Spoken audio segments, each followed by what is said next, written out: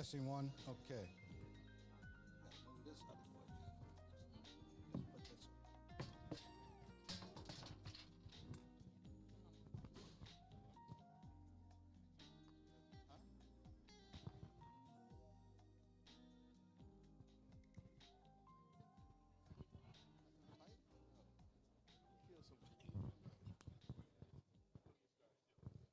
Okay, we're going to start the Superintendent Symposium. And we like to call it the big discussion. I'm excited about this, and this is really the one I look forward to every year, the opportunity to bring in the room district leaders, not just here in Ohio, but this year we have district leaders from across the Midwest. It's going to be a great conversation. We have 4 panels, and I'm not going to go into all of that because I'm going to just say thank you to our district leaders who are here. Thank you to the audience for coming out this evening, and thank you to all the organizers for the conference again throughout this weekend. I want to introduce Mr. Tyrone Overson, who's going to be one of our facilitators, and Dr. Reva Cosby. Good afternoon, everyone. As we begin tonight, I want to kind of share with some other people who are part of the committee for the co-chair of the Superintendent's Commission.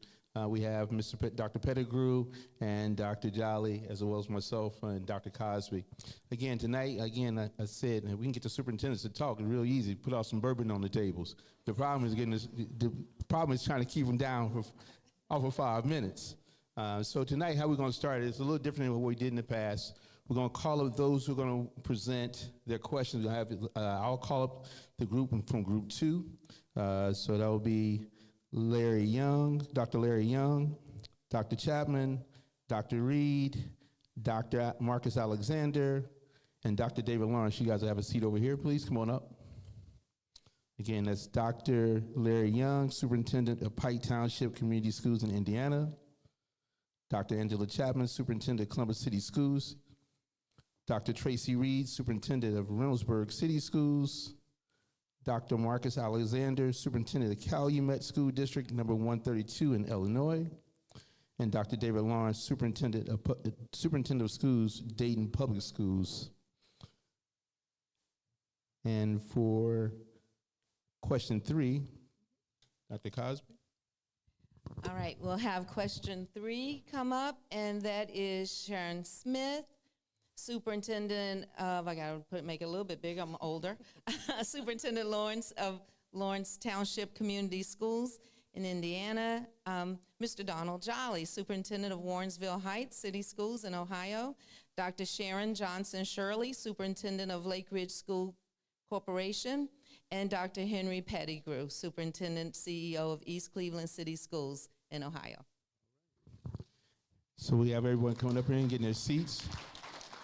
And I kind of share with how to play out here. What we do, we have some questions already for our participants. Well, I'll ask one question. Each of the participants have 5 minutes to answer that question, and we'll just keep going down the row. And then when my group is done with their question, we'll then kick it over to Dr. Cosby and her group. She'll have a question for her group, and then everyone will then answer that question from her side as well. So once all these panelists are done, then these panelists will then leave, and then we'll call up the next set of panelists who will answer another set of questions. So to start the questions off, the first group of panelists here, their focus will be on literacy equals educational justice. And the question is, what role do superintendents play in promoting literacy as a fundamental component of educational justice, particularly for historically marginalized communities? So this group here, again, the question is, what role do superintendents play in promoting literacy as a fundamental component of educational justice, particularly for historically marginalized communities? I was just asked to go first. I'm gonna go first. Not a problem. I'm going to do what I was told, what I was asked. You know, I believe as superintendents, we have to truly have an understanding of what that means. So when we think about educational justice, as you alluded to, I think about people that look like me or other individuals or students from historically marginalized communities. And with that understanding, and understanding that in a school district like mine, where 90% of our children are children of color, that every single day they leave their homes and they're walking into a system that wasn't designed for them. So with educational justice, we're talking about what are we going to do with that understanding first and foremost to help ensure that they are successful. When we think about literacy, we're talking about the ability to read and to write. Well, who makes that determination? As a teacher, I taught 4th and 5th grade. I needed to eat, so in the summers I would teach, but I wanted to mix it up. I would teach the kids going from kindergarten, to 1st grade.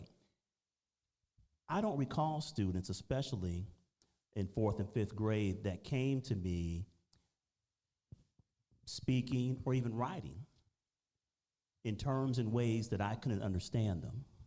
But I did have students that the state of Indiana stated they were below proficiency. So as a superintendent, understanding that that's the reality, acknowledging that, and then ensuring that our students, our educators have all the resources that they need, along with high expectations. Unyielding high expectations, unapologetically committed. This is what's on my email and a poster on my wall. Unapologetically committed to excellent, equitable learning opportunities for all students. You have to be unapologetic. When you think about equity, in my school district we have 15 schools. Literally what we're saying is, I'm going to ask someone to do something different. When inequities, I'm going to ask someone to do something different, being unapologetic about that. So my time's probably up.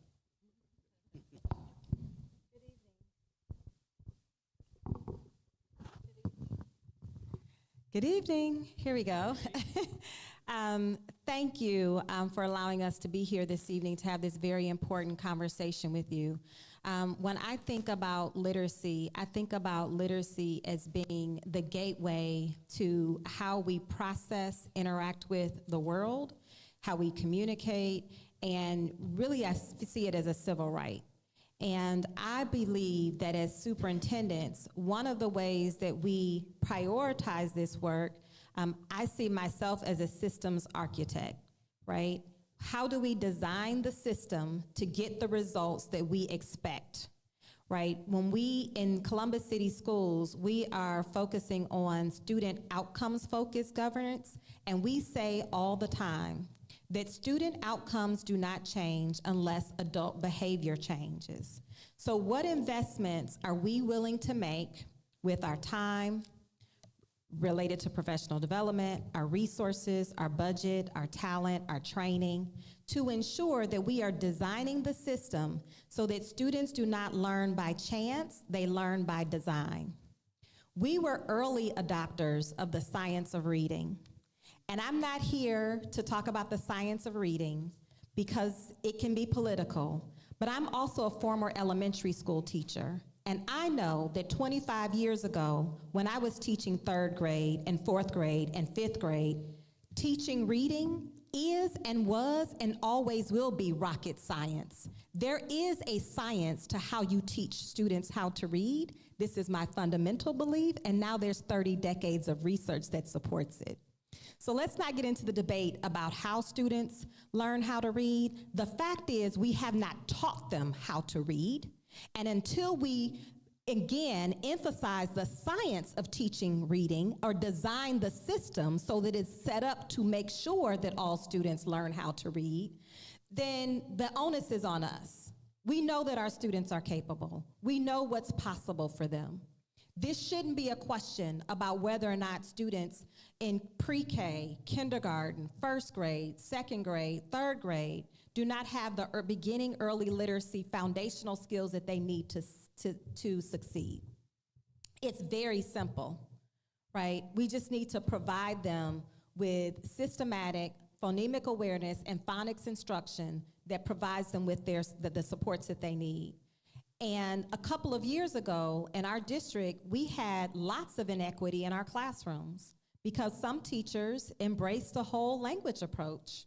Oh, we'll read a few books and students will, make connections to the text and they will, figure out the words. No, that's not working. They need to be explicitly taught phonics and phonemic awareness. And so we have designed the system and that our literacy blocks are structured. We have invested in the resources. We have provided our teachers with training and foundations and letters.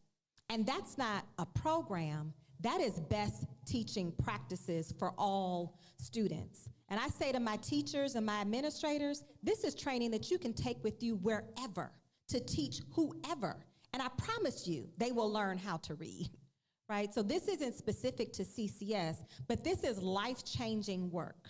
Because when our students are able to decode, comprehend, read fluently, and when they have mastered those skills before they get to third grade, now they're countering all the narratives and all of the stereotypes about what our students can and cannot do, and if they don't do it by third grade, where they're gonna end up, right? And so to me, this work, the early literacy work, is really crucial and critical for us to get right. And I believe that starts in pre-K, well, it starts at birth, but for us as system leaders, it starts when we receive our students in pre-K.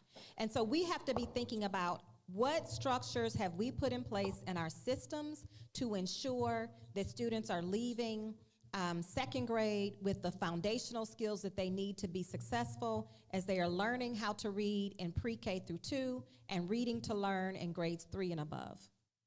Thank you. Good afternoon.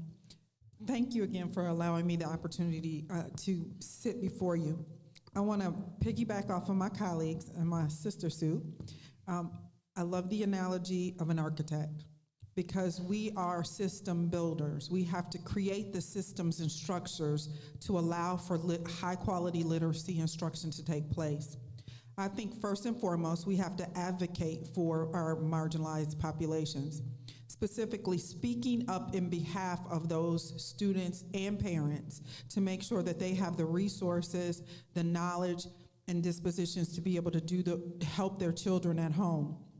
So we want to make sure that we advocate in rooms that many times we are one of many in the room. We're only one person of color speaking up on behalf of all of these students.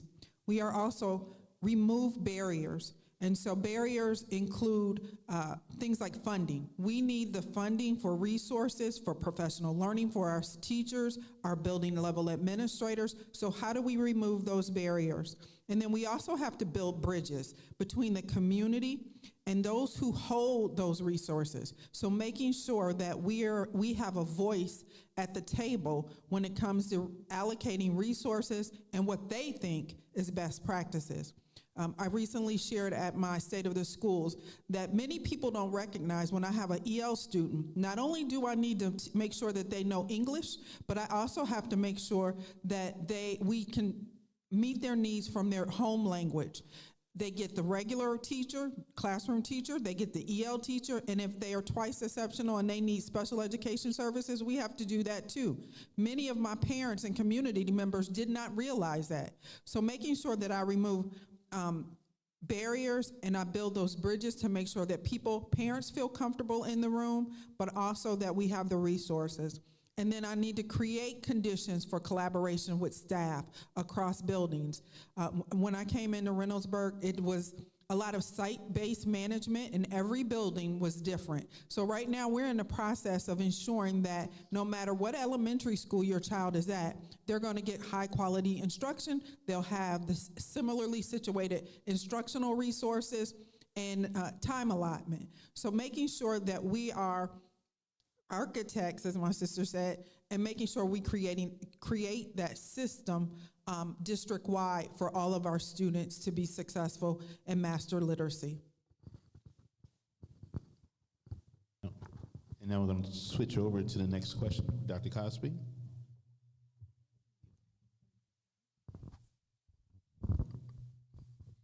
All right, so this topic is the imperative for a legislative agenda and priorities. How can district leadership effectively engage with state legislators and policymakers to advance a legislative agenda that prioritizes the needs of Black and brown students? Anybody want to take on first? Okay. Good evening. I have it. I'll take it. I'm Dr. Sharon Johnson Shirley, superintendent of the Lake Ridge New Tech Schools, and that's Northwest Indiana. We are next to Gary School District, but not in the Gary School System. We are a township district. And when you think about legislators and legislative agendas, first of all, everyone in here that's a leader has to be an advocate for our children, Black, brown, all colors, especially those that are missing out on the boat. It's not easy. It's a scary process if you are not going into the legislator's chambers. You have to build relationships. And if you're not building relationships, guess what? Most of our bills are on the chopping board. So there, can you hear me over there? No. Okay, I apologize. Is it on now? Okay. So I was talking about building relationships with legislators.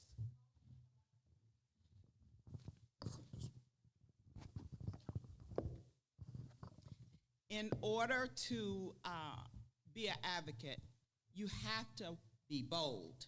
You have to build some relationships with the legislators on both sides of the fence. A lot of people don't want to be political, but we're in a political arena that's making decisions that's going to be a hinder on our children, as they talked about over there, about third grade, all the new bills that are out, and if you're not keeping up, in the state of Indiana, there are a lot of changes. So as an educator, educational leader, you've got to cross over and build these relationships with legislators. When I say it's intimidating now, what I do, I put on high heels because everybody know I like heels. I'm in short heels today, but I like high heels. And you have to make bold moves. I go to the chambers. I get somebody in my party to take me across the walls and let me learn how it's done. You can't be scared. It's a process that a lot of legislators make decisions and they don't even know what they're voting on. So it is us as educators to educate them how the bills that they pass is going to impact our school districts. And sometimes you don't win, but maybe that bill, when you talk to them, will change and come down to a smaller bill. We may not win everything, but if we're not at the table, guess what? They're making decisions about us that's most of the time that are not positive. So I would say to you, you have to just go down and spend a day in the chambers and just get to know the process. Watch how they move back and forth. Go sit in on some sessions. And if it's something that you believe in your local areas, start talking to the local politicians. And they will help create a platform that, because what we want to do, we want to have some impact on the decisions that they're making. Your number one process is to make decisions based on children. I think all of us believe, because we wouldn't be here if we didn't. But if you don't advocate for your children, you will be left behind. I'll pass on.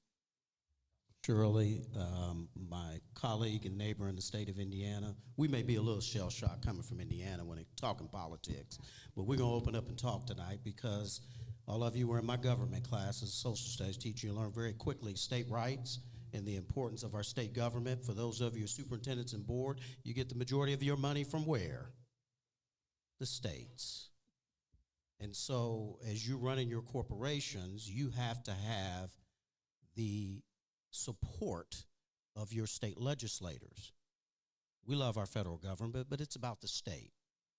So in the state of Indiana, let me give you some stats here. We are a supermajority state. The House of Representatives made up of 100 members. We have 30 Democrats. You can count what the other side is. How about the Senate, made up of 50? We have 11 Democrats. There's how many on the other side? If you are not having a conversation with your local legislator in our state, you're in trouble. And I heard these wonderful people talking to my right, talking about literacy and what resources we need, best practices. In order for us to be successful, we have to have resources. Number one thing that our state legislature does is they allocate money. Probably the majority of the state budget is on education. Probably the same over here in Ohio. Here in the state of Ohio, you guys have lawsuits, concerns. Good luck, and be supportive to them. But I say to each and every one of you, if you're not meeting with your local legislators on a regular basis, then we are playing the victim. I have 6 legislators that represent Lawrence Township. We are suburban, urban Indianapolis. I had one legislator, it took me 2 years to get a meeting with him. I brought him to our career center. I spent half the day with him. He wouldn't leave because he needed to see and hear what we're doing every day with our high school students in a district that's neighbor to him. He lives right next door to us. It takes that type of conversation in order to move the agendas that we have in public education. I know all of our legislators very well. We talk to them regardless of their political party. We meet with them on a regular basis. When I say we, not just the superintendent, the Board of Education, who are the local elected officials, who we have a relationship with our state officials. And sometimes we venture out. I just want you to hear this story. And we meet with other legislators in other parts of the state who make key decisions. So my board members and I visited a member of the State House Education Committee. And the conversation went like this. The very first thing he said to me is, Dr. Smith, I know you're going to talk to me about poverty, but some of these people need to pull up by their bootstraps. Did you hear that? I thought, we need to talk to him. But firing back was my school board member who said, hey, legislator, I'm not going to tell what district he's from. He's from the west side of Indianapolis. Hey, some people, this was one of my white board members, some people don't have a bootstrap. It's that serious. And these are people making decisions on our financial situation. So it is imperative that we have a conversation with our state legislators. And I'm going to pass it on to the next one, but that's my thoughts. Well, thank you. It was great. So from my perspective, it's one voice, one sound. From Warrensville Heights, there was a time in like 2008, 2019, 18, the ADC in Ohio, they passed a law called House Bill 70 to do a school takeover law. So there were about 8 districts identified in the state that were identified to go through this process. So what we did was, led by Dr. Eugene Sanders, formed a coalition called the Mid-Size Urban Collaborative. This collaborative of schools, this was for a cross-section of the state from Sandusky to North College Hill to Warren, Ohio, and then we had Northeast Ohio, which was Warrensville, Maple Heights, and East Cleveland, and we've expanded to 18 different districts. We hired a lobbyist. We found out that individually we had no voice, but collectively we had a voice. So once we hired a lobbyist, we worked together, everyone contributed to the lobbyist. We still work with the lobbyist today, which is Retzel Law Firm. Weekly we have meetings. This lobbyist every week is advocating for us on a continuous basis. The House Bill 70, the ADC law, our lobbyists went in there. I know Lorraine and other districts were fighting it, but we had a seat at the table. The report card, changes in the report card, we had a seat at the table. But along with that, and we heard some of the things about putting ourselves up by the bootstraps, we formed a coalition of professional development also, because as they have these different perceptions of the districts, and all the districts have some of the similar issues of attendance issues, low reading scores, and so forth. We do something called instructional rounds. So we have our lobbyist aspect of it, and then we have our professional development aspect, where we do instructional rounds where all 14, 15 districts go to a district. The district identifies a problem in practice. We go in, everyone from a different perspective gives their ideas and thoughts. We provide them with a report of recommendations, and collectively we work together to improve our literacy scores, to improve our attendance and different things like that. So I think it's a two-fold strategy. We do have to have advocates. One little small district like mine does not have a loud voice. We're also part of the first ring, which is all the suburban districts that surrounds Cleveland, that touches Cleveland. I see Dr. Morgan here. Cleveland is part of that. And again, we have a monthly legislative meeting with all the legislators that surrounds the first ring. So that's a cross-section of Republicans and Democrats. And also with the first ring, is real, I'm not with the first ring, but the mid-sized urban, you have Sandusky that has a Republican representation.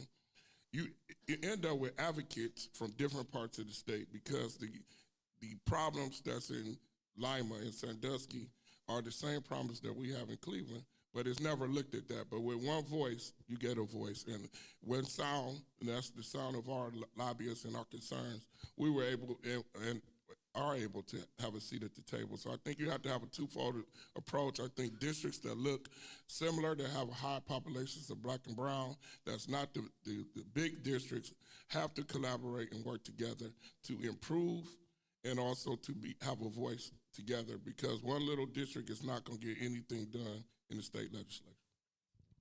Well said. My name is Henry Pettigrew. I am East Cleveland City Schools. I am the superintendent and CEO. Donald was talking about state takeover. Our district was taken over, and I am the person that was put in the place to help right the wrongs back in 2019. But I think a lot was said here in terms of our legislative agenda and how can we prioritize that agenda.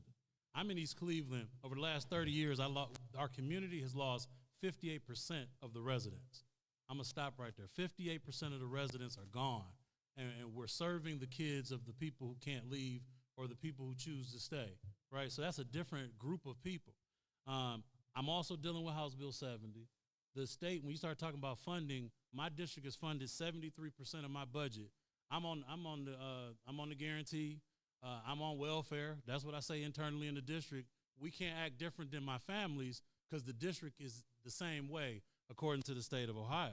But what I heard, and I heard across this panel, is I heard 3 points that I just wanted to make known. Number one, I'm gonna ask you to say this. Can you say the word gather? That's so weak. All these educators in here and folks with titles, gather. The first thing you have to do as district leaders, as boards of education, you have to get with your community and you have to understand who you are. Do you have a seat at the table? Are you being neglected? Is legislation happening that you're not a part of that you need to be a part of?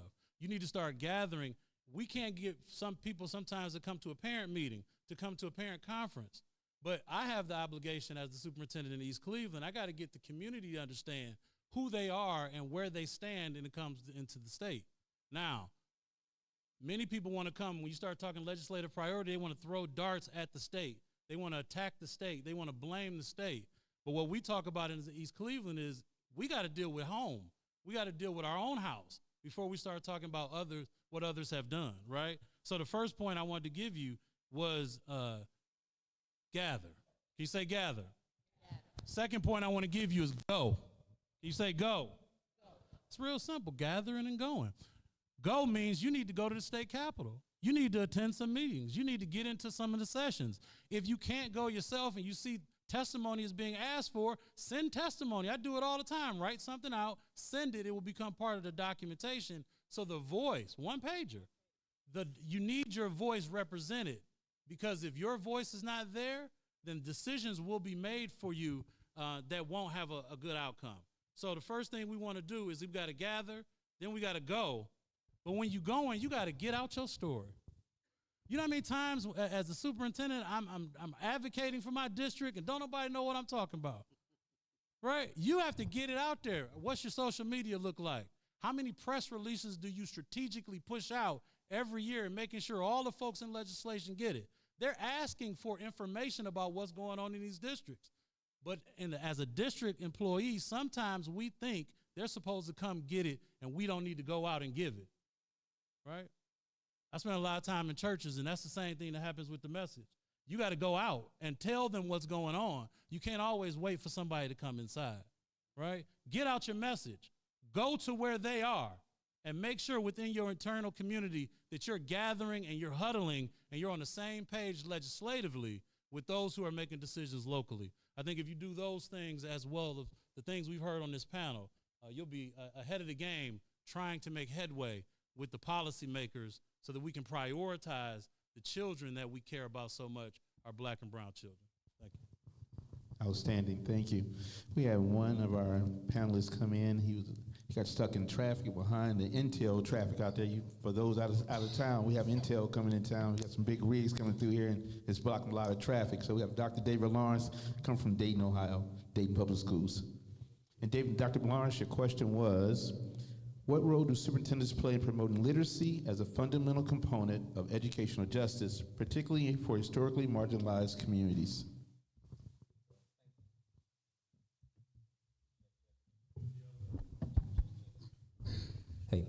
Hey, thanks to everyone. I appreciate it. David Lawrence, Dayton Public Schools, proud to be here. I think that literacy there's a technical component to it, and you'll see lots of vendors with curriculum components around literacy. But I think there's a philosophical component around literacy that's linked to place-based that we need to think about. We need to start to ask the question of our kids, how did we get in poverty? What are the factors that drove us to poverty? Why are we underfunded? Why do schools look the way they do? Why is there a differentiation in learning in different spaces and places and opportunities? And I think with that, you galvanize kids to look at their place-based issues around their communities in Dayton, Cleveland, Columbus, Toledo, Canton, wherever. All of those places have issues where kids come from. You should turn around, and your literacy component should be a look at poverty and how we got here and why it's that way and how we get out of it. People who read avidly, they're advocates of something. They advocate for something. They're passionate about it. So we can be passionate about our condition and how to get ourselves out of that space.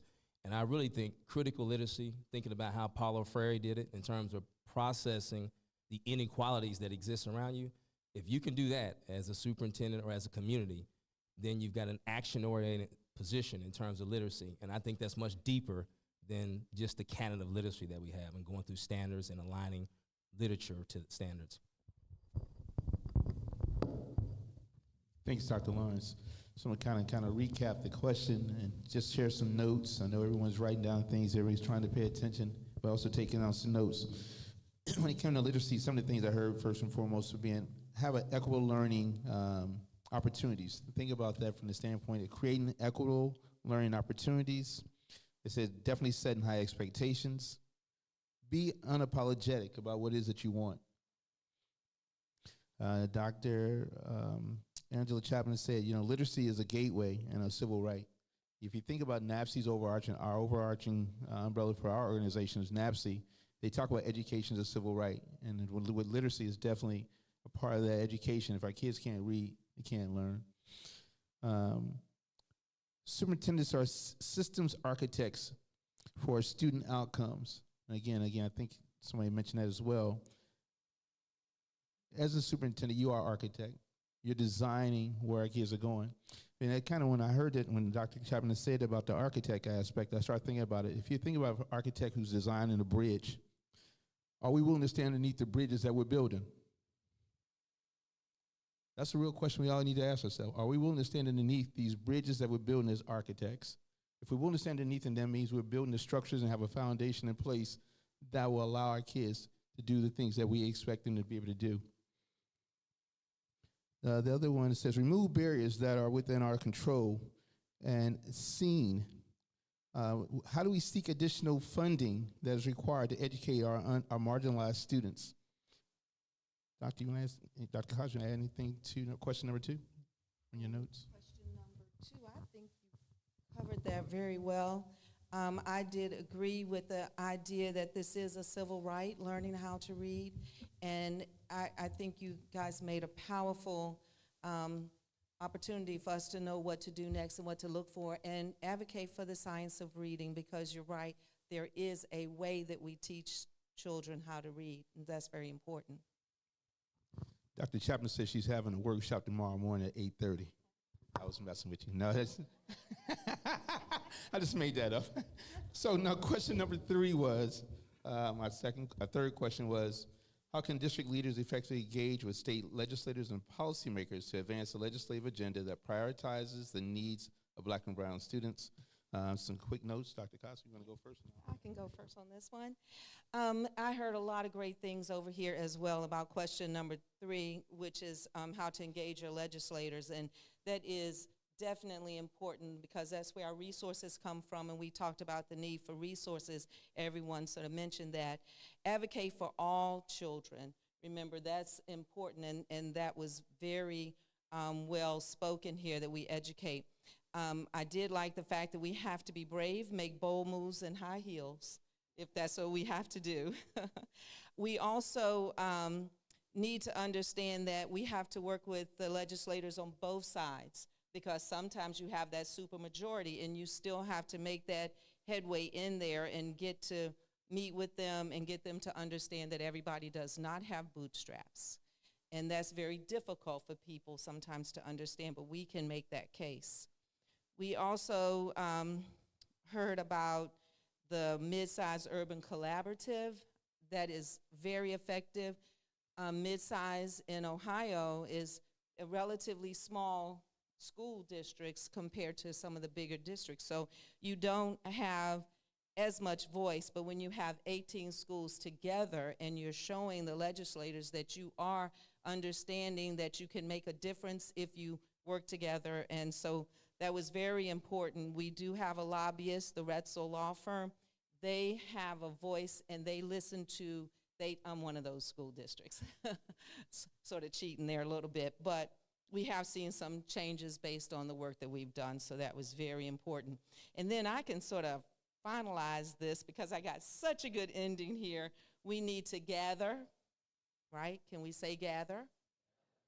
We need to go, and we need to tell our story, because once we do that, legislators will have to listen to us, and that's very important. Thank you. Dr. Pettigrew, I'm still at 1 from you, man. I think this gas station is looking for you. Get, go, and gather. Get, go, and gather, man. They're looking for you right now. So again, I actually, that's the last thing I had too, is get, go, and gather. Get out your story.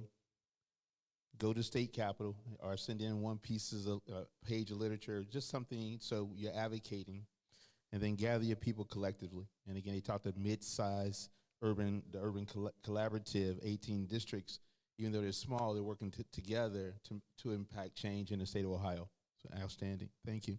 So what we'll do now, we'll have these panelists now exit the stage, and then we'll call up the next set of panelists, and we have 2 additional questions for the other panelists that are coming up. Thank you all. Can we give them a round of applause, please?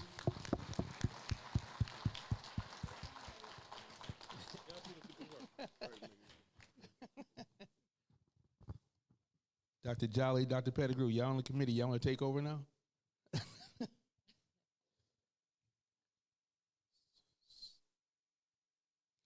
So the next panelists that are coming up.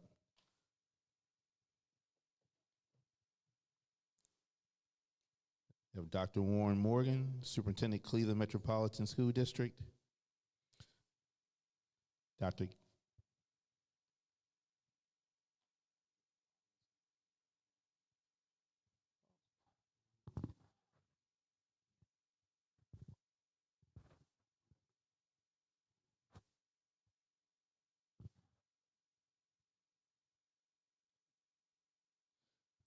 So we may have a little change in plans. We have our people still sitting. We'll go through our rest of our panel, but at the end, I know there may be some other questions that you out there may have for individuals who will then come around after our next panel and then ask if you have questions, so we can ask the different individuals who are panelists questions. They can then respond as well. So again, we're starting out with Dr. Warren Morgan, Superintendent, Cleveland Metropolitan School District. Dr. Kimberly Carter, Superintendent, Battle Creek Public Schools in Michigan. Dr. Todd Cummings, Superintendent, South Bend Schools in Indiana. Dr. Jeff Graham, Superintendent, Lorraine City Schools in Ohio. Got a crowd there with you, Jeff. Dr. Romulus Durant, Superintendent, Toledo Public Schools.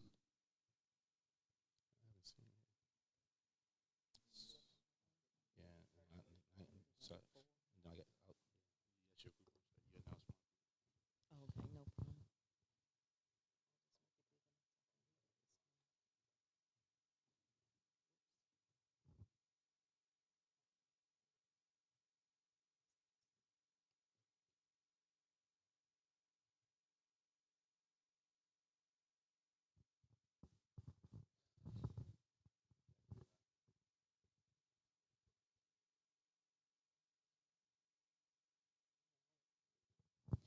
All right, so for topic 4, we have Jackie Brown, Strategic Initiative Co-Chair, Ohio Department of Education and Workforce, Stephen Dakin, Fort Wayne Community Schools, Dr. Deborah Faye Williams, Robbins, Paul Kraft, and Ron Todd.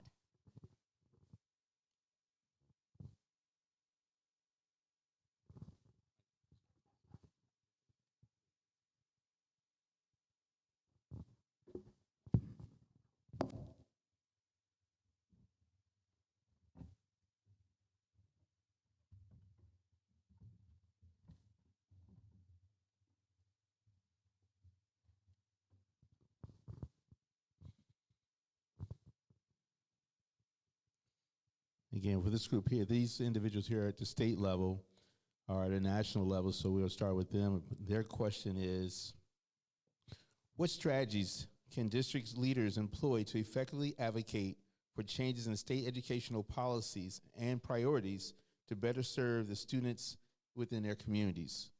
What strategies can district leaders employ to effectively advocate for changes in state educational policies and priorities to better serve the students of their communities? Okay.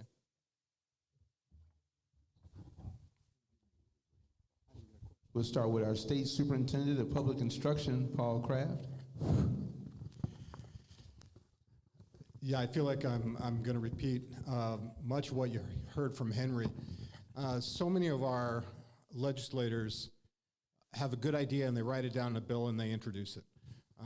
If you look at agriculture in the state of Ohio and you look at education in the state of Ohio, both of those about the same amount of GDP in terms of adding into what we do as a state. Right now, there are 35 bills instead of in front of the House Education Committee. There are 3 bills in front of the House Agriculture Committee.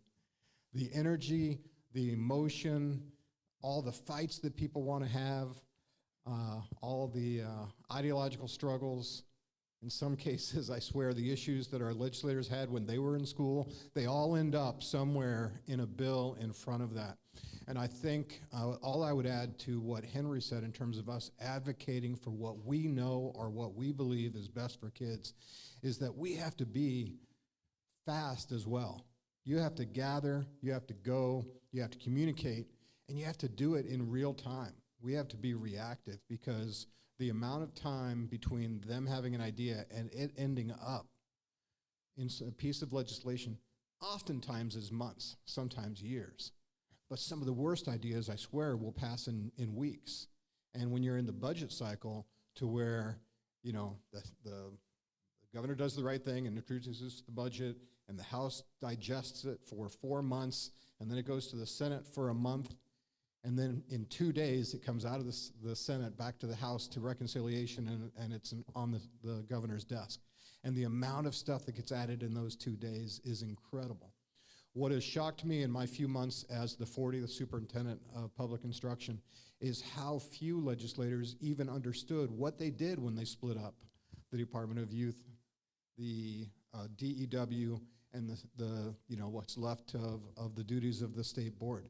They didn't even have a clear understanding of where everything ended up and who ended up working on having responsibility for what. We need to be the experts in real time in that room talking to our legislators, and we need to have those relationships already in place so that the first time they're hearing from you isn't when you're reacting to a House bill that suddenly just got its third hearing in committee. They've had that communication with you. They've built up that relationship. They trust you. So what can we do? We can find those core things we believe in. We can advocate for those, but we can be as reactive as we possibly can when we see good ideas coming down the road, or even more so when we see what we feel are bad ideas and things are going to be bad for kids. Thank you. Good evening, everyone. I'm not an educator. I'm the Chief of Social Impact and Opportunity for Ohio Department of Development, which works for the governor, so I work for the governor. I am so glad that I heard the brother saying work on both sides of the aisle. And I'm a big Stephen Covey fan. Relationships move at the speed of trust. We can gripe and complain all we want to, but stuff is getting done. And I tell folks all the time, I can't help if I don't know. And I appreciate Superintendent Overson inviting me here today to be on this esteemed panel with all these folks here, and I'm just so honored. The thing is this. I was speaking in front of the Columbus Panhandling Council. I'm a member of Alpha Phi Alpha Fraternity Incorporated, the #1 fraternity. I know I'm getting people mad. I'm sorry about that. I had to say it. I got the mic, bro. I got the mic. Leave me alone. I got the mic. I said fraternity. I didn't say sorority. I said fraternity. Look ahead. But my role, I had to make y'all laugh. Y'all so serious in my gosh. Listen. Well, ain't no laughing. We know it's 1906, bro. Come on. So anyway, the thing is this, is that I heard folks say coming together. I'm glad I'm from Dayton, Ohio. Our superintendent, Dr. David Lawrence, we grew up together. And I see Ms. Crowley, Trotwood, Ohio, having the lobbyists, but make sure that if you have the lobbyists, make sure you know what they're doing too. A lot of times I see a lot of lobbyists coming around, but are they really doing the things that you were paying them to do? Because they get paid. So when you call them, they need to answer your phone. You important, I don't care if you're a big school district or a small school district, it's fine. But now, which is good for all of us, I'm here. You got somebody in the governor's office too that can help you, that can do that. I tell folks all the time, I'm inside, but you got to tell me what's going on outside. If I don't know, I'll say it again, I can't help you. So I'm old school, I have business cards. I will pass out to every one of you until I get my last card. They're free, so I got a bunch of them.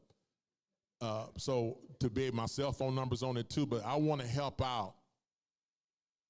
The governor cares, as State Superintendent said, he cares about this, but we don't. I need your input. I need your expertise. I need all that, what is really going on, but also bring data. It can't be emotion.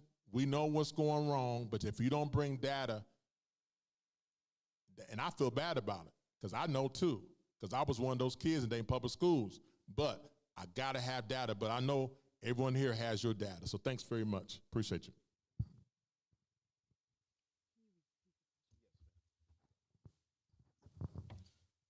The question was, what strategies can district leaders employ to effectively advocate for changes in state educational policies and priorities to better serve the needs of the students within their communities? Thank you very much. I am Faye Williams-Robbins, Deputy Superintendent in Fort Wayne, Indiana, so I am an educator. And in the state of Indiana, and Superintendent Smith mentioned what we see as we look at both sides of the House when you have 11 out of 50, when you have 30 out of 100, and a supermajority. And so as we have been talking within Fort Wayne Community Schools, especially as some of the new legislation has come out, we looked at House Bill 1137, which now allows religious entities one in particular, to pull students out of school during the school day. And it used to be you can, now it is you will. And so this morning we heard Principal Faley talk about when you are able to control a man's thinking, you don't have to worry about his actions. And so the reality of it is, what are they teaching as they pull students? How are they teaching? And what may be an indoctrination? And so we have to be careful as people are putting bills together, because the organization that got this through came to us and asked us to do this, and then they got quiet when we said no. And the next thing is they went underground, got with their legislators, and then got a bill passed that said we have to do this. We also now have a bill that is Senate Bill 1, reading skills, that requires students to be retained in 3rd grade if they don't pass the assessment.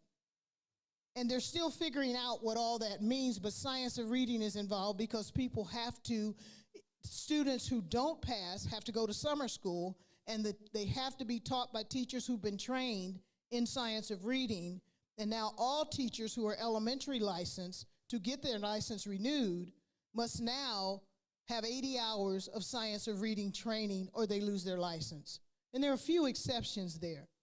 So what we've done as we've talked about this is we are starting to coalesce people in the community, because we can't do this by ourselves. So as you're thinking about legislators and how you go to the state and how you begin to say, we want to know and look carefully, because there's some people that are not paying attention at all to what the bills are, what's happening at the legislature. And so as we think about how do we address this, it really means bringing people together and making sure they understand, because what happens when they vote, what happens as they help us to go and talk to legislators, it has to be a grassroots effort in the state of Indiana for sure, because of the way the cards are stacked when you think about who is sitting and making the bills and why. And so what we are doing in order to address this is, how do we work with the legislators, because you do have to work on both sides of the aisle, but also how do we get people locally engaged in the conversation to help support not only what we say to legislators, but what we do in our community to make sure our children are ready and not get stuck in 3rd grade. And so that's how we are working through this in where I am in Fort Wayne Community Schools. Outstanding, thank you. And now we have Jackie who will kind of round it up. He is the strategic partner, and he'll be talking from a NABSE standpoint about the legislative landscape of NABSE. Jackie. Thank you. So I'm Jackie Brown, and I'm going to be coming through the lens of a legislative landscape as the legislative advocate for OABSE, strategic initiatives co-chair for NABSE, and I want to answer the question how we got here, or why I'm even here today. The legislative involvement is one of NABSE's big priorities. It's actually number 4. And it entails being informed about the legislative process, how best to advocate on behalf of, in this case, it's all children, but Black and brown learners in particular. This morning we heard Baruti Kafeli mention the word advocate. It's been mentioned on this panel and amongst people several times. It's action. It's actually fighting on behalf of Black and brown learners.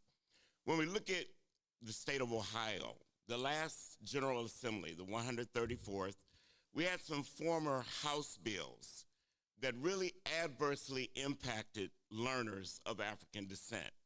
Some of you may remember House Bill 322, which prohibited the teaching of certain current events, race, sex. House Bill 327 and 616 were similar, where there was a prohibition of teaching, advocating, there's that word again, or promoting divisive concepts. 616 prohibited the promotion of teaching divisive and inherently racist concepts. Think about teaching Black history. I love when Baruti Kafele this morning mentioned Martin Luther King, a writing in 1967. It said, "I wept for my children and all black children who have been denied a knowledge of their heritage." What is that? That's Black history. Those legislative actions that were taking place in the General Assembly have been branded today as what we know as CRT, critical race theory, which is not even taught in K-12 public education.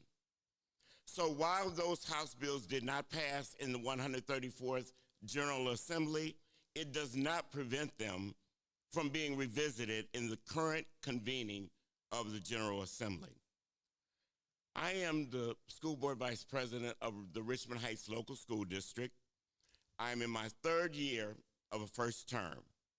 My first involvement with legislative involvement was at the first meeting, right after being sworn in. Our district became a lead plaintiff with two other school districts, Cleveland Heights, University Heights, and Columbus City Schools, and the Ohio Coalition for Equity and Adequacy of School Funding in a lawsuit against the state of Ohio, joined by 133 plus other school districts, about vouchers given to families from the Ed Choice program. I am not against vouchers. That's a personal choice. But I'm against the funding for them that comes out of the same line item as public school monies.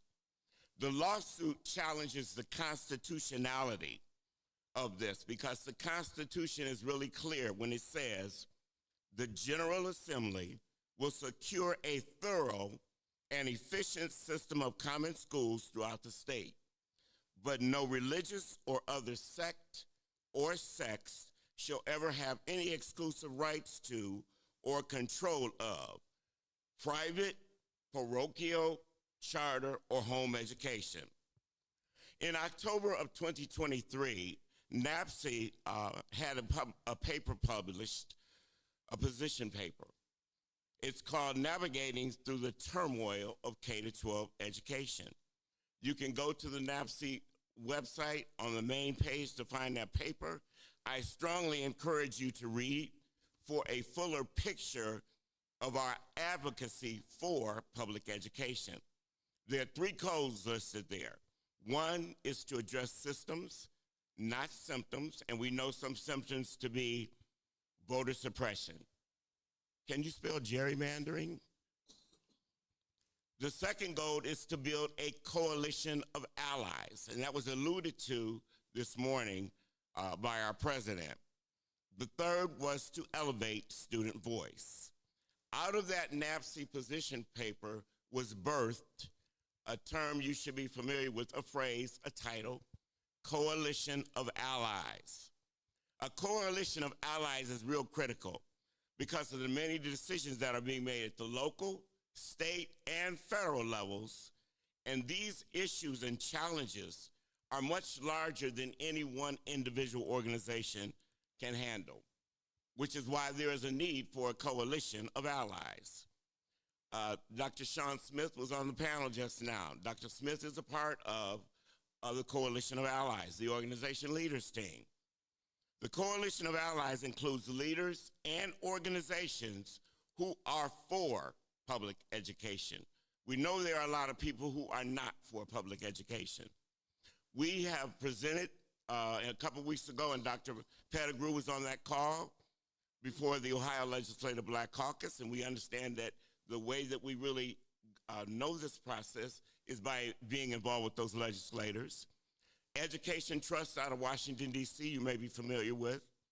The education components of Delta Sigma Theta sorority and Phi Beta Sigma fraternity, school superintendents and districts across the country, several National Council of Teacher Mathematics, Secondary Schools, ALAS, the Association of Latino and Administrative Superintendents. But this is where we go from here. We want to continue to build a coalition of allies for public education to address those systems. We're already familiar with the symptoms. We know what they are. Advocacy for equity and persistence in addressing the initiatives that are set forth. One of the main things that the Coalition of Allies wants to do is begin to monitor the national education issues that are taking place across the country. Now, those House bills may not be specific to Ohio right now, but we got Michigan, we got Indiana, Illinois in the House. But look at what's happening or happened in Arizona, Florida, Texas. We want to monitor it while it's happening, not after the fact. NAPSE President Dr. Latanya Goffney describes the commitment of the Coalition of Allies this way. It's passion work that extends beyond the work done daily as leaders of districts and organizations. In my last comment, I want to sum up what the mission and vision of NAPSE is through the words of Attorney Ben Crump, who many call Black America's Attorney General. When he was receiving the NAACP Social Justice Award, he said, "We are an unapologetic defender of Black life, Black liberty, and Black humanity. We must advocate," is that word again, "for our children and our culture in the classroom. We will not let elected officials exterminate our history, our literature, or our culture, not in Florida or any of the other 50 states." And I will add Ohio. Thank you. Thank you. Dr. Cosby.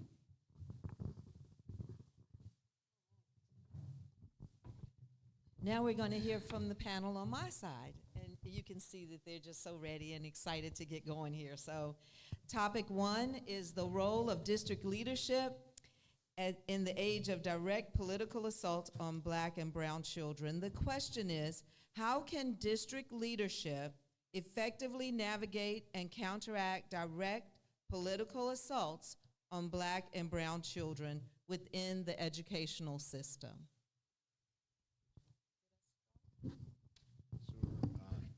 Good evening, everyone. My name is Dr. Warren Morgan. I'm the CEO for Cleveland Metropolitan School District. And I'll talk about it from my lens as probably the newest one in this role on this panel. Today is day 277 for me, but no one's counting.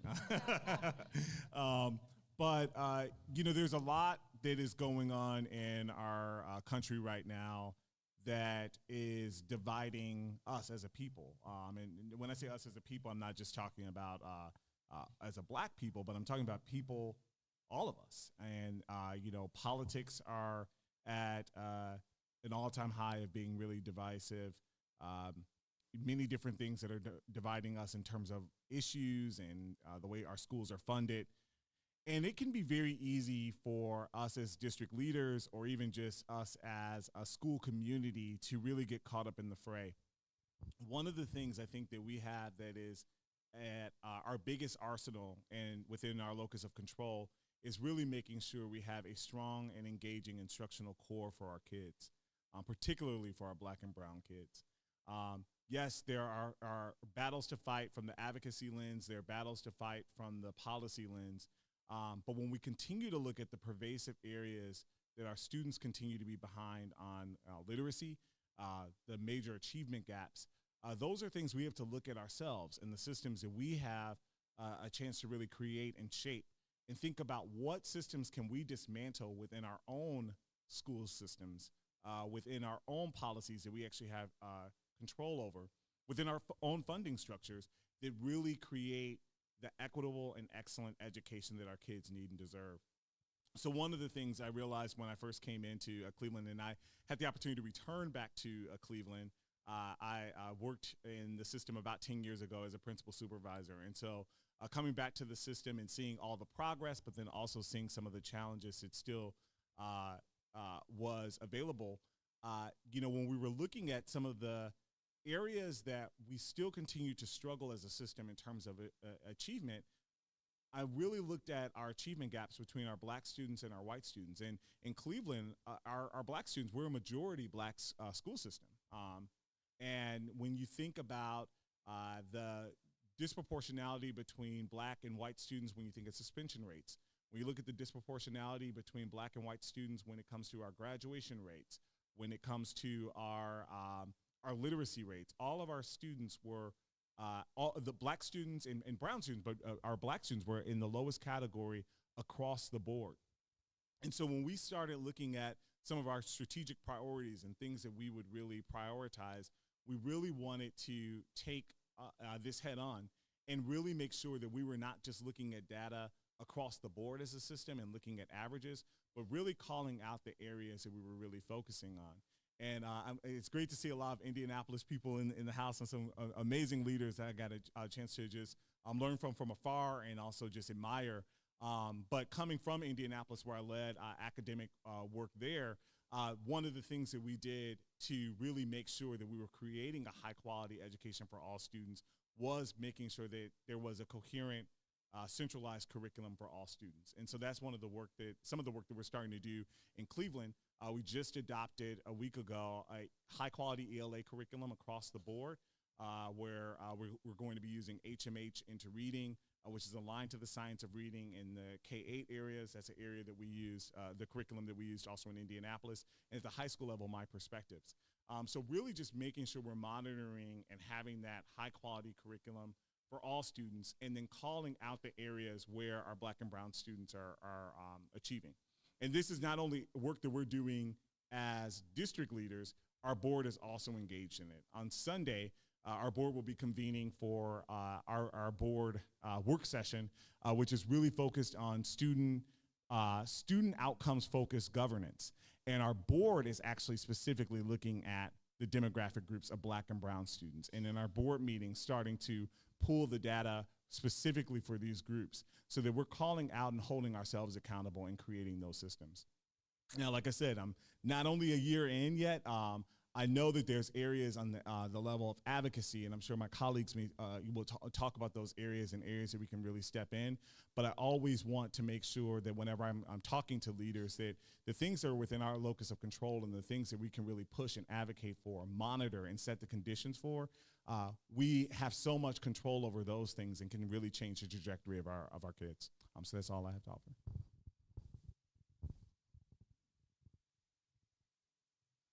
Well, good afternoon, everybody. I am Dr. Kim Carter. I am in Battle Creek, Michigan, otherwise known as Cereal City. And so when I think about the question regarding the assault and our role as district leaders and as political champions for black and brown children, I come to this thinking in a different way. I've been in Battle Creek as a superintendent 9 years now, which is like a unicorn in this work, right? And I think about the way in which I started was around just really being singularly focused on teaching and learning and the development of practices and programs around that. But I don't have the luxury of doing that anymore. I have to be a political champion now, and that's the role of the district leadership. We have to use our voice to elevate the voices of children by standing up and shouting out and being disruptors. And so as a district leader, my role now has shifted to being more of a disruptor. I have to really be able to dismantle those inequitable practices. I have to stand in front of non-minority individuals and help them see the way that their actions are having adverse effect on children that they teach. And I have to educate them with replacement behaviors around what it looks like to be an anti-racist teacher or an anti-racist educator, in a way that allows them to hear what I'm saying, because in my district, 80%, 90% of the teachers are not minority, but 70% of the children are. And so because I am their voice, I have to stand up and stand out in a different way to be a champion for children. So that's one of the things. So when you think about our roles, we have to dismantle inequitable practices, we have to disrupt some of the systems, and we have to develop alternative behaviors in teachers that we have in front of us so that they can be the best for children. Thank you. I'm Todd Cummings, and I'm the superintendent of South Bend Schools. And I want to start off by saying thank you to Dr. Stokes and Maceo for the invitation.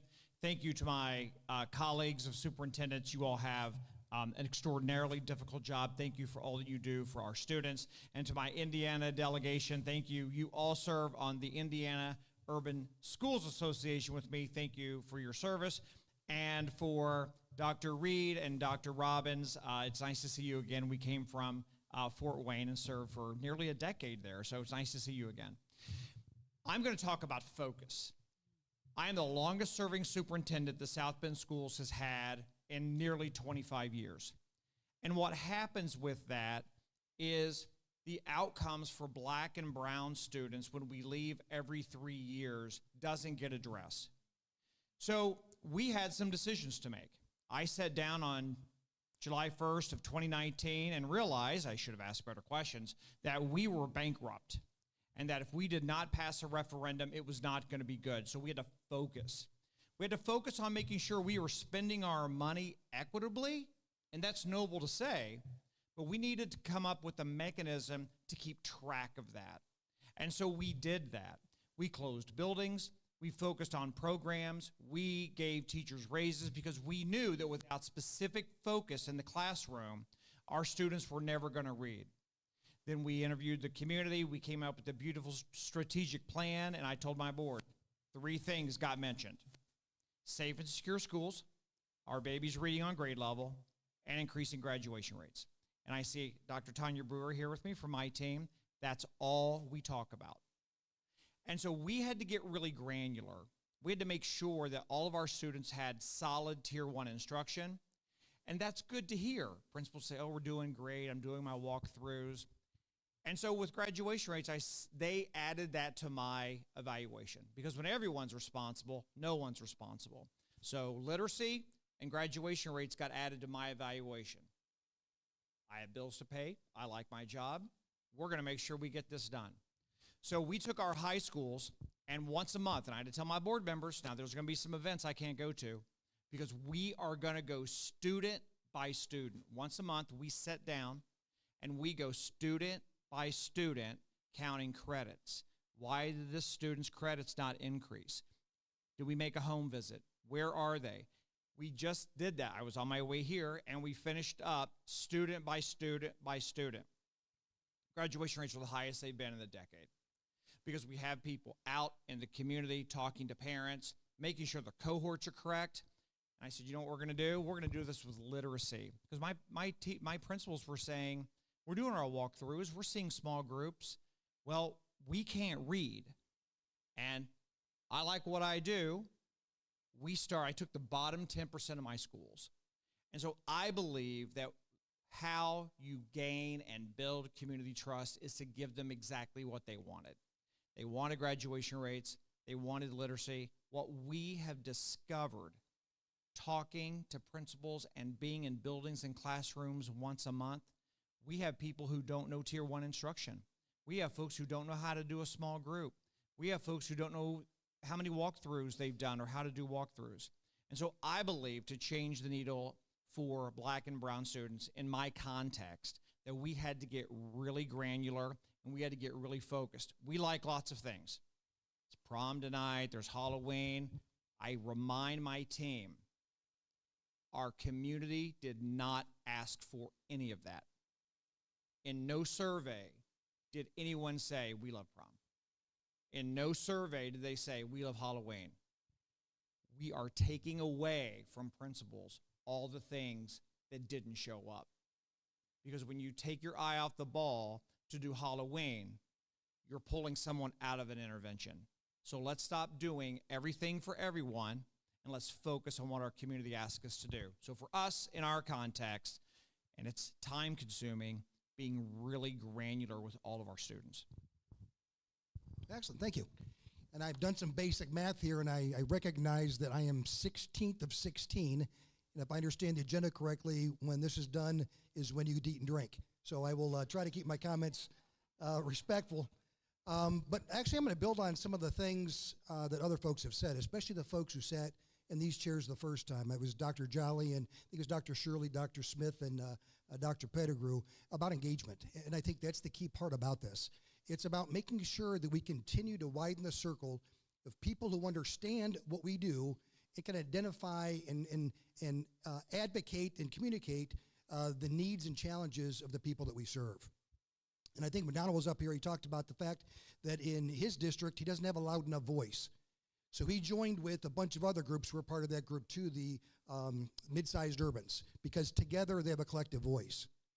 And I think oftentimes in school districts, we miss out on a collective voice within our zip codes. And what I mean by that is when you look at, and Lorraine is no different, when you look at how many people in your community have any connection whatsoever to the schools, students, children, parents, aunts, uncles, grandmas, grandpas, it represents about 20% of your community. The other 80% have no idea what's going on in your schools. And why is that important? We keep talking about House Bill 70, and for those superintendents and other folks who are from out of the state, House Bill 70 is the state takeover bill that hit Ohio.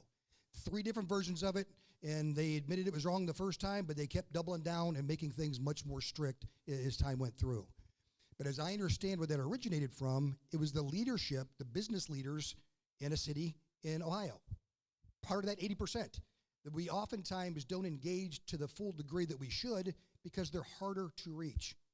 But I can promise you, they're watching what's happening, and whether it's through arrogance or laziness or just because everyone's gone through school, they know the solution. They know what we need to do, and they have access to our legislators. So to Henry's point, we need to make sure we're speaking with our legislators, but we also need to make sure that we're speaking with everybody else who has access to our legislators, because they don't know about the bootstrap or the lack thereof. They don't know what we need. They don't know what our families struggle with. And when they provide solutions that don't address needs, they cause harm. We have a lot of folks in our community, in our district, board members, administrators, and teachers who are involved in the Lorain County Racial Equity Center. I had to throw that out. My wife works there and she made me promise. But it's huge because, again, it's another outreach program to make sure people understand what our needs are. And again, a quick example of some fundamental issues, or at least one fundamental issue where folks who don't pay attention and folks we haven't reached are in positions to cause harm because they don't understand. I was watching a mayoral debate, not in our city, not in Lorain. I was cheering for a mayor somewhere else, so I was watching the debate live streamed. And the question was about equity. And the question was, if you were elected, what are you going to do to ensure that the members of this community are served equitably? Of all the mayors in it, there was a handful, only one knew what equity meant. They need to win. So again, we have some work to do. We are part of House Bill 70, the state takeover, and all the iterations that went through with it. And again, it went through, I was hired at 7 o'clock on a Tuesday night, 9 o'clock the next morning, this law went through that no one knew about. I got a heads up, but I didn't understand it. They weren't completely clear, but I still would have taken it. But it was based on the premise that the reason our school districts are failing because of test scores that we received, and again, aimed completely at districts like ours that very low socioeconomically and students of color. The 2 issues they identified, because of the 80% of people in other communities who thought they knew the answer, was our Board of Education didn't know how to govern, and our unions got in the way. In our district, nothing could be further from the truth. I've been a superintendent for over 20 years. I've had many boards of education. I've got one board member right there. We have phenomenal people, phenomenal board members, true leaders in our community who are all there for the right reasons. That's what you're looking for. And they were stripped of power because somebody else thought that was an issue that we had to get past. Another issue they thought was the roadblock to prevent us from having success is our union contracts. I'm pro-union. We have 8 of them. But we have great relationships with our unions. When there are issues, we figure them out. That was not an issue. What our issues are, but nobody asked, the folks making decisions, but we try to share it with everybody. For us, it's transiency and absenteeism. When kids move, when adults move, it's traumatic. It's awful. Our kids do it all the time, and it's tough. And the part I struggle with the most is when I go to my doctor, I don't care who it is, doctor I've never seen before. She'll pull up an iPad, push some buttons. She'll see every test I've ever had done, the results, all my blood work, every surgery I've ever had, every prescription I've ever taken, instantly. A kid transfers schools, how long do we wait for that file to come? A big, thick paper file. The law has changed in Ohio where it's supposed to take 5 days now. It still takes forever. And even if it's 5 days, that's 5 days where we have a stranger in our room. And the information they provide is nowhere near thorough enough. If this child received a multi-tiered systems of support, where's the data on that? What worked and what didn't work? So instead, we're forced to start all over again. And by the time we get to know that child, they move. So these are things that we're forced to struggle. Our challenges, we'll figure them out, but that was our issue. Absenteeism, that's our issue. So, but again, they guessed. Others who don't know what we need and what our families struggle with, they made decisions that caused harm to our district, harm to our children, harm to our families. So again, I think it's critical. And Jackie, you said a bunch of things. I had the privilege, I can't see Jackie down there, I had the privilege of working with Jackie for a very short period of time in Cleveland a while back. And I loved your comment about a coalition, I wrote it down, a coalition of allies. We need to keep building that arsenal. We can't ignore that 80% because they play hard to get, because they're not easy for us to tap into. There needs to be purpose, there needs to be intention. We need to make sure that we got everybody on board and they know who we are, what we need, and the solutions that go along with that. So, thank you. Thank you. So again, we kind of wrap up here and do a recall of such things that the panelists have talked about. The first group here, one of the things they kind of talked about, advocate on behalf of children and culture. Relationships move at the speed of trust. And again, I kind of heard that weave through again here from another group as well. Think about having data-driven decision-making. So there were some policies that were brought up from Jackie here, talked about House Bill 322, 327, 616. He also mentioned critical race theory. And again, one of the things he shared was, says, again, CRT is not even being taught in high schools. I mean, K through 12, it's not even in our schools, but there was a lot of opposition to this. Vouchers, he said he's not, again, that's a personal matter. But the challenge is when you have public schools, the monies are following these students to other places, private and parochial schools. With NABSE, again, I think that was a note for all of us. Make sure we go out to their main page at NABSE and read that white paper that talks about systems, talk about building a coalition for all, and elevating student voices. Anything you want to add to that one, Reba? Some other things that I heard from this group was that we have to be fast and act in real time because things do happen, and then we're looking back and wondering. Also, when we talked about being careful about the bills because sometimes they get things in and we're behind the fact, and that was the one about now we have to have or have to allow religious teachings to our children, you know, during the school day, and that sort of got by us. Advocacy means action. I like that as well. So I think that's something else, and it's been very powerful. All righty, so now let's look over at my group, and you all did do as well. I'm very proud of you. Thank you. Okay, so this question, we were talking about how do we counteract the political assaults on our brown and black children, and we started out talking about having a strong instructional core. That's very important, and actually dealing with the fact that if you look at averages, then we might miss our black and brown children. So we had to be intentional about making sure that that's what we're dealing with. We also talked about the fact that district leaders now have to be political. At one point, yeah, we could be a curriculum director and be happy and say, I'm doing my job. Not anymore. We have to be willing to be disruptors and be political. We have to focus. And when you said granular, I was like, wow, that's true. I mean, going into those classrooms and literally figuring out what is happening, what are the teachers doing or not doing. That was very good to me. I really like seeing that. And we need to outreach to share our needs because a lot of people don't know what we're going through.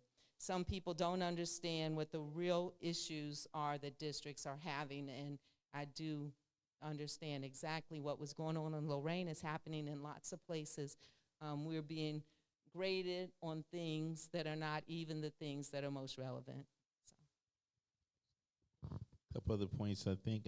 again, one of the challenges is trying to moderate some at the same time taking notes. I tell you, it's really difficult because I want to engage in the conversation as well. I'll get around. We'll come out there with a mic in a second and let you ask questions of this group that's here, but also ask of the first group of panelists that are also sitting down. But some of the things I heard about, the current political landscape is very polarizing right now. And I think it says, however, we still need to call out areas of challenges based on data. We have to be coherent. It says have a coherent and centralized curriculum. And I think that's essential. Saying you can't just get there willy-nilly, just trying to pick and choose. I heard someone say about site-based management. I think it was Tracy, Dr. Reed said something about that earlier.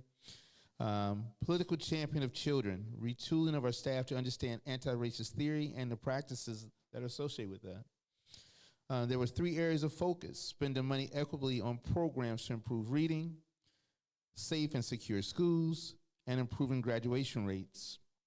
The last part I wrote down again is something about around engagement. Make sure we're engaging, but that went right back to Dr. Pettigrew's notion and his statement, the theme he said, get, go, and gather. I mean, it makes it real simple. I think about that, and you start thinking about all the things people are talking about right now. It really boils down to those 2 things. Get, go, and gather. And I didn't say it the way he said it.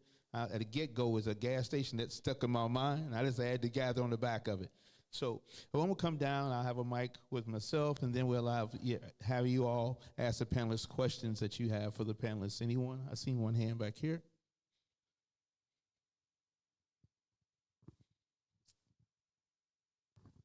Thank you. I thought I could not give up this opportunity since there were so many on the panel. My name is Angela McIver. I come from next door, Pennsylvania. I'm a former math teacher, but I also sat on the School District Philadelphia School Board. And I appreciate my alpha brother being from the illustrious Alpha Kappa Alpha Sorority Incorporated. Just saying. Saying bring the data. So here's the data. The top 10 bachelor's degrees with the highest earnings all end with engineering. Computer engineering, mechanical engineering, biomedical engineering, environmental engineering. Top 10. But only 4% of African American students graduating with a bachelor's degree are in any one of these 10. So my question is, what does it take to get a panel of you to see math as much as literacy? They are 2 sides of the same coin, but it is never discussed. And when you talk about what is our focus, it's literacy, literacy, literacy, I'm like, where is math? So that's my question. What will it take for the panel to talk about math as much? That's a huge opportunity gap that is happening. Thank you. Excellent. So we have panelists up there. I'm out here as well. I have some superintendents out here. I know you want to jump right on that one. Larry got his hand up? But one of the things I actually had as one of my bullet points too is I mentioned high expectations, but also advanced coursework.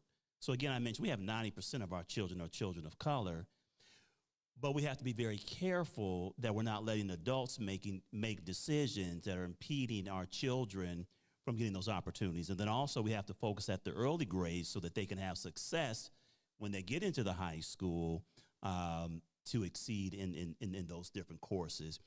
I'm not gonna say too often. Oftentimes what I see in my community is that we have adults, we have parents, we have families that trust us. They trust us, right? They don't necessarily always challenge and question. They trust that we have the best interest of their children. So as superintendents, we have to keep that bar high, but we also have to be hands-on in ensuring that our children are getting those opportunities and not being, apologetic about it. I have another question whenever you come back. So our question was, what are we doing about mathematics? Dr. Lawrence.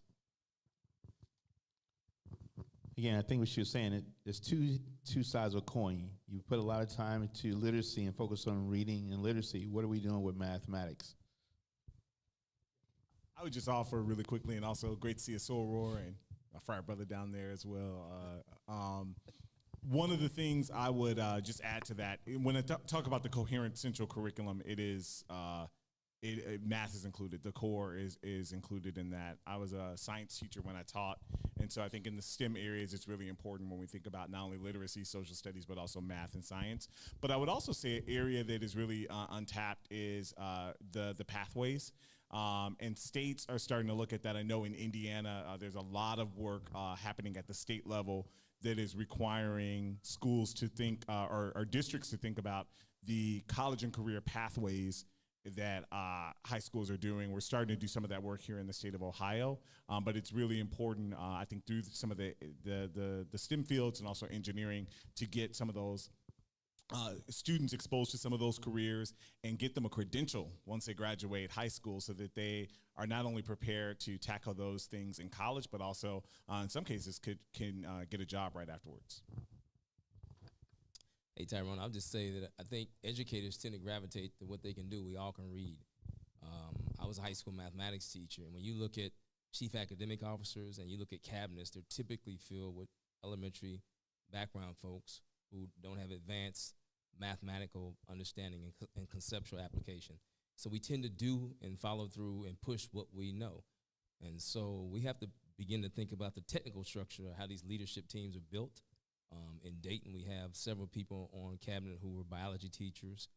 As you know, our HR director is a science guy, secondary science. So I have a bunch of secondary math and science people who surround me, and we focus on that and we talk about it. Any other questions? Again, I think the question she posed, I think it's a question for all the superintendents to go back and have some conversation within our districts. So we focus a lot of time on literacy, but how much more time do we have to put in mathematics? We have two superintendents over here. So one question I had, this goes back to the legislation. So I'm curious what some of the other panelists think about this. We talked about having conversations with our legislators and working across the aisle. I agree with that 110%. I believe we need to do those things. But what I have seen that strategy in Indiana is less and less effective. So we in Marion County, we have 11 superintendents. So whenever I bring this topic up, I start off by saying I'm the radical one. But two things. One, do you all agree that it would also be beneficial in our local school communities, and we'll have a louder voice if we also encourage our parents to register to vote? I'm a whiny superintendent, so I get tuned out. But it's interesting how ears and eyes perk when people start registering to vote. So that's one thing that I didn't hear, so I'm curious your thoughts on that. The other thing that I've brought out to my colleagues in Indianapolis is, in addition to the conversations, I wonder if we need to kind of change our strategy and get out ahead of it a little bit. So for example, and I think it's starting to gain a little traction, I'm getting a little bit of support, every legislative session, bills are posed. Why don't we, in our local outlets and media, share, this is what's being posed, here's how we believe it can impact us, and oh, by the way, here's the person that's proposing the bill. Then say, oh, by the way, this is what was passed last time, and this is how it impacted us as well. So I just wonder if it's time for us to switch up our strategy. Now, there are repercussions for that. You can't go it alone.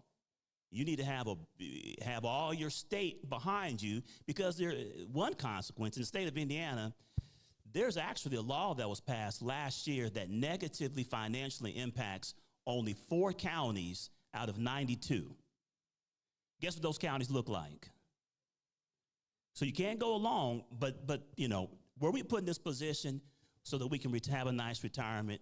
Are we serious about ensuring that our babies have some opportunities when they're facing an onslaught? So curious on your thoughts on those two topics. So this is the reason the Coalition of Allies is existing and we're putting together, because we realize there's strength in numbers. And one of the reasons why we went before the Ohio Legislative Black Caucus is because we wanted to get inside.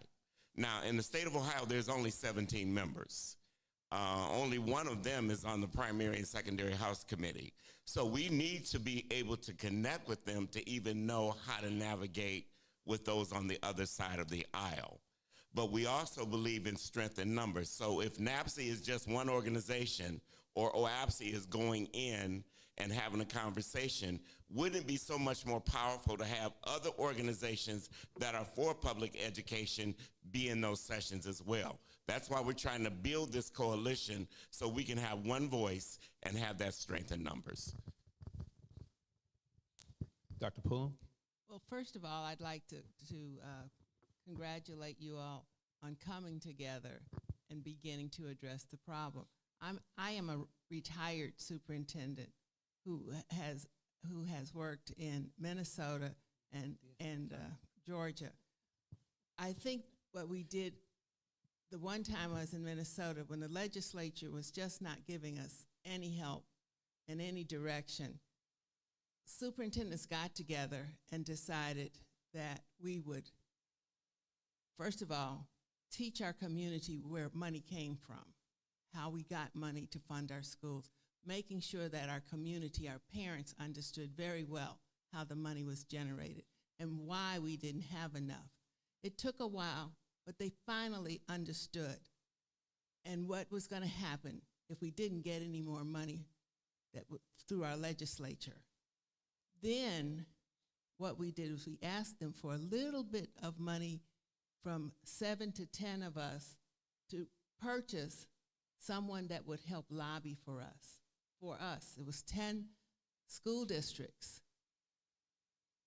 Our parents knew where the money came from. They started writing.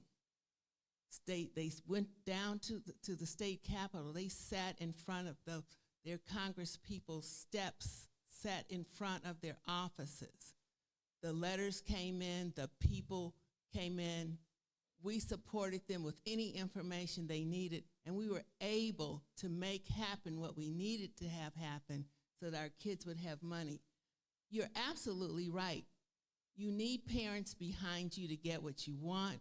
You need people to understand why you need it. The parents will come out and support what you need for your children. You can get what you need, but you gotta have the people come out. You gotta have the letters come out. And the other thing you can do is invite them in before Christmas. You know, they always invite you to the state capitol in January and February, but all they want is that picture of you and your kids and a couple of parents. Get them to invite them into your schools. Let them know what's going on in your schools. Give them an hour and a half.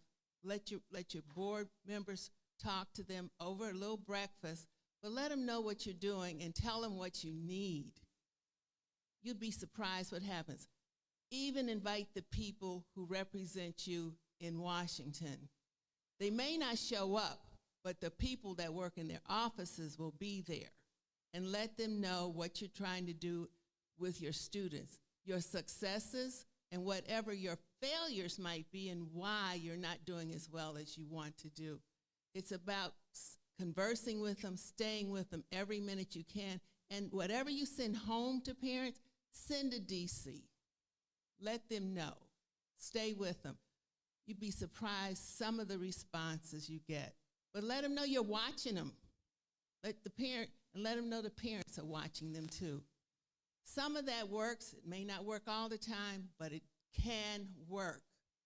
I mean, you vote for them, the parents will vote, whoever mentioned voting, let them know that you got people that are voting, and they may be voting for them. Thank you, Dr. Pullen. I have another special guest here, it's Steve Dakin. He's the director from the Ohio Department of Education and Workforce. One of the things Mr. Dakin asked is, picking back on some of the things she's saying, well, what are some strategies that superintendents can use to leverage their relationships with the Department of Education within their states to advocate for funding and things like that? Well, thanks, and good evening to everybody, and thanks for your time. And here we are on a Friday afternoon in the evening, and you're here, and that tells me how dedicated and committed you are to making sure that children and their families are taken care of. We are the chief advocates for kids. And I just appreciate that. To Tyrone's question, I think there's a number of things, and I just want to piggyback on what you just said. One of the things, First of all, a shout out to my friend Paul Kraft there. Paul and I have known each other for 20 years. We have a kind of a bifurcated system now in Ohio, and Paul's probably explained that, so I don't need to. Did you get a chance to explain that at all? No? Okay. So in our last legislative session, the legislature created a new agency department called the Department of Education and Workforce that is a cabinet level position. So I report to the governor now, and many of the duties that the former Department of Education had now reside with me. Paul is the state superintendent of public instruction. He works for a state board of education, 19-member board of education that consists of both elected and appointed members. And they oversee essentially the licensing process in our state, territorial transfer, and professional misconduct. And we work together to try to figure all these things out. But I want to pick up on what you just said. I really believe if we're going to get a dent in education and move the needle for kids whose needle need to be moved, we've got to galvanize parents. We've got to organize parents. We've got to ask parents to demand for a better scenario for their kids in these schools. And I don't know how much time you want me to take here on answering this question, but we just got done last week with what we called Read Ohio. And we started with Right to Read Activation Week. We built on the work of Kareem Weaver. I don't know how many people are familiar with Kareem's work, but he's a protagonist and the producer of a documentary called Right to Read. And Kareem started his career in Oakland, California, as a teacher, as a principal, and he was very, very frustrated with how Oakland was their approach to literacy instruction in Oakland. They were using balanced literacy, whole language approach to literacy, and the number of kids who were at proficient was just abysmal in the district. And so Kareem he decided, I can't fight within the system, so he went outside the system, joined the NAACP, the local NAACP, and became a reading activist. And then made over a course of several years, made some demands on the Oakland Board of Education. Short story, they changed, switched over to the science of reading, and things started improving in their districts of reading. So now he's kind of an evangelist going around the country talking about how in fact, he uses the phrase that reading is a civil right. It's a civil right of our times. And he talks a lot about how kids simply haven't been taught the proper way to read. And he's made a very compelling argument why this is a civil right of our time, and particularly as it affects minority students and students who are economically disadvantaged. So I just spent the whole week with Kareem, and I learned a lot in that tenure. But the galvanizing, that's what he's done. He's galvanized parents. We have a new parent group in our state now that's called Parents for Reading Justice. And they are an activist group. And they started going after dyslexia because they were unhappy with how districts were dealing with students who were diagnosed as dyslexic, but more importantly, were not diagnosed as dyslexic. And so they went after local boards and so forth. So that's a way to do it. It's not the only way to do it, but it's a way to do it. And that was a really long answer, and I apologize for that.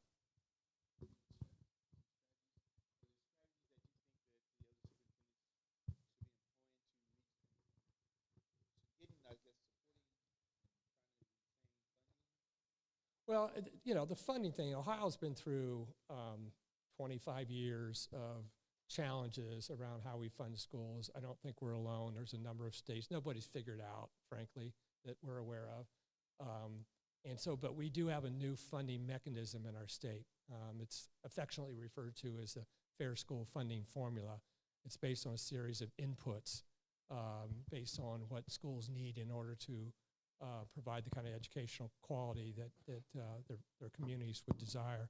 Ohio's always relied on a combination of property taxes and income tax, and then state share. So the local level, it's largely property taxes, sometimes local income taxes, and then the state share. So it's a system that's a check and balance. So it's all based on the wealth or lack of a respective district in terms of your state share. And I think in general, and Paul may agree with me on this, that in general, I think most people are pleased where we are now with the fair school funding formula. They see it as a more fair representation of community need. And it's not perfect. It's got its challenges, but it seems to be, and I can tell you this, it realized in the last biennium budget just shy of $1 billion of additional funding for public schools in Ohio. And so that's not chump change. So we're really pleased that we were able to make that kind of investment. But again, legislators are the keys here.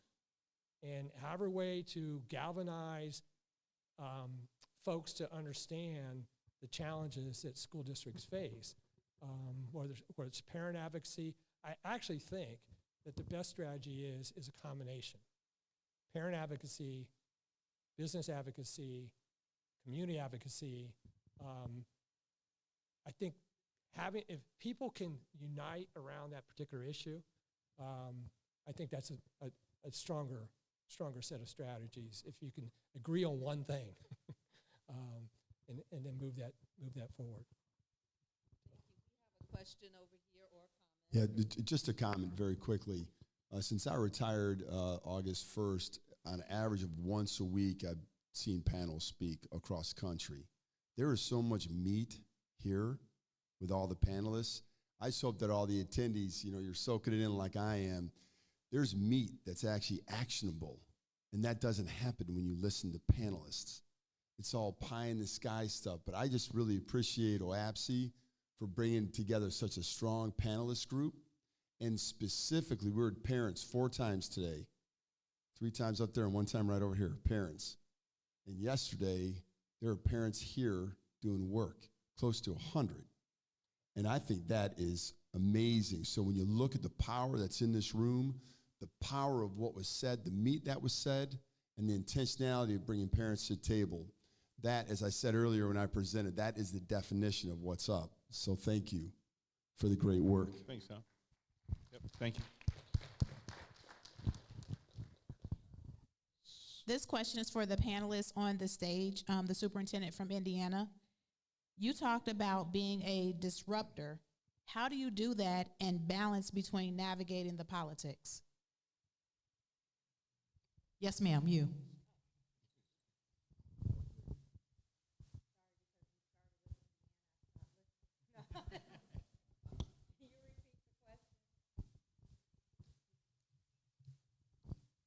So you had talked about being a disruptor as a superintendent and advocating for your students unapologetically.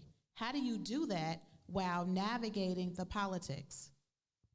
Well, it's, what I was listening to also how we move about the political space. It's really about communicating and educating, because one of the things that I've learned in this work is that there's a very big gap between intent and impact.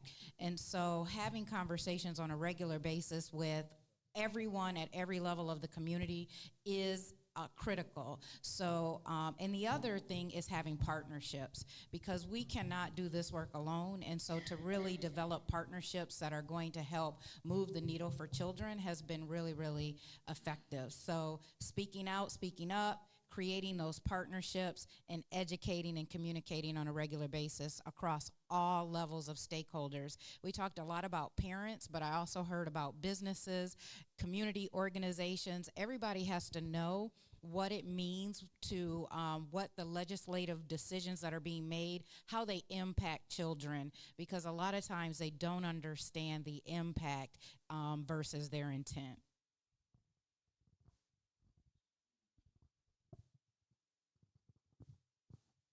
Mic on. I want to add something because I went to NABSE and I hadn't been there in a while. And when I came back home, I was convicted because I had to ask myself, I've sat in a chair in my school district for this many years, and what impact have I had? And so as I've worked with superintendents, I understand there's a risk when a superintendent stands up and does that kind of work. So when I came back home, we got busy. We started talking to churches. We started talking to youth serving organizations. We started talking to parents. We started FOABSE back up, because when the superintendent becomes a lightning rod for legislators, it's dangerous for them. It's dangerous for the leadership that they provide to the school district if they go away. And so that means that it's incumbent upon the rest of us who have connections in the community, who talk to ministers, who talk to people, because it's hard competing against folks who woke up 3 days ago and are 50 miles ahead of you when you finally get up. And what we found out is that there are people who have 10, 20-year plans, and we're just now having the conversation. And so how do we, who surround and protect our superintendents, especially our African-American superintendents, begin to have conversations with the community, begin to get organizations? We have a group in Fort Wayne called Ubuntu, and they're pastors. How do we engage them? How do we get folks moving so that, not to stir necessarily, but to disrupt, so that they are able to have the information they need so they can begin to coordinate and work through and help to support the African American superintendents we have without putting them in jeopardy? I would like to make a comment about that. In Minnesota, I was on the side of the town I worked in. I was the only African-American woman. The rest of the superintendents around me were white. One thing we all knew is that we couldn't go out there by ourselves. We had to be together. We had to say the same thing. We had to start our work together. Whatever it is we were going to say about the legislators, nothing mean, but the fact that we needed more from them. We are working with their children. To the parents, we're working with their children. To the legislators, we are working with the next generation of the children who are part of Minnesota. Once we got that together, we could go out and talk as individuals. And all of a sudden, it's 10 superintendents representing how many thousands of children. What are you going to do to fight them? You got to join us and start thinking about what we're saying. With the parents knowing what we're talking about, all over the state, all of a sudden, parents started writing in to their legislators. And at some point, I still have the newspaper article. On the top half of the newspaper, those parents showed up down at the state capitol, and they dropped their signatures down from the second story.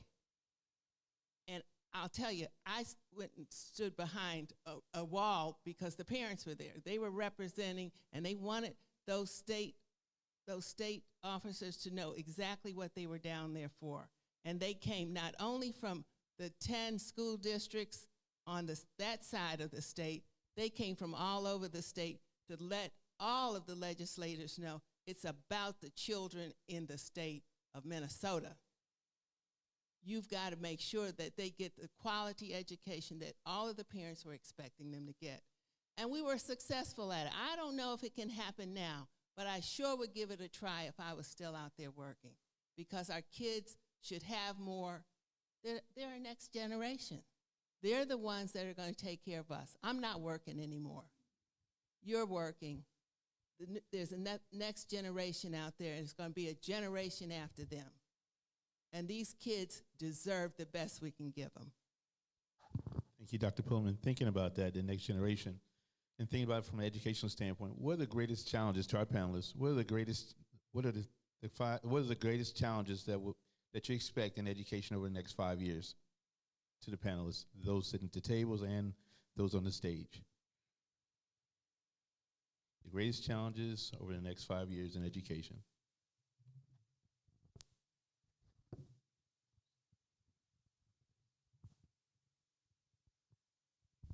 Well, obviously funding, that's one, but then also the workforce. The aliens that took firefighters and medical workers, they took educators too. You know, one of the things that we did in my school district, we created a next gen program. A couple of years ago, we created a strategic plan during our retreat, and I think I told them Superman's not coming to help us. Our friends down at the State House will talk about it, but there's nothing that's going to be passed. I didn't believe it, and I was right. That was going to fix this problem for us. So out of that plan, one of the things we created was called a Next Gen, where we actually have identified around between 65 and 70 students. Dr. Hunter, raise your hand. This is our Director of Human Resources, and then next to him, we have Dr. Gatewood, who is our current Director of Exceptional Learners, but was just passed by our board. She'll be our next Chief Academic Officer. So get people in central office that look like your children. Let me start with that. Then going back to Next Gen, 65, 70 students from elementary school up through middle school, and then to high school, we have cadet teachers. We actually have meetings. We bring these children in. They have an interest in education. During the school day, these students actually get on a bus at elementary and then go and visit a classroom and work with a teacher to help spark that interest. We also have created partnerships with different universities. I look at Dr. Hunter because he's been on the front line of this, where we have gone and created partnerships with private schools in Indianapolis, in which if you're an education major, your what you pay in tuition would be at the level of some of our local public schools. We have also created partnerships in which, like for me, I had practical experience. I got to go into the classroom and work as a junior and senior before I started my student teaching. Now, day one, these individuals as freshmen are coming in working, and they're getting paid as well. So those are a few of the things that we're trying to do now that will help tackle that issue. But the other part of that is we know that we won't see the fruits of that labor probably for another 4 or 5 years. But thinking ahead, thank you. That, if I could add on to that, and you're spot on, I really worry about the pipeline here in Ohio. So it's good to hear that we're not alone in that pain, but that doesn't do us any good. It just means we're trying to figure out the same issue. Yunetta Harper runs my Office of Educator License and Educator Effectiveness, and we're looking at the numbers of those kids who are taking the Ohio Assessment for Educators. And we were looking at it, looking at passing rates and those kind of things.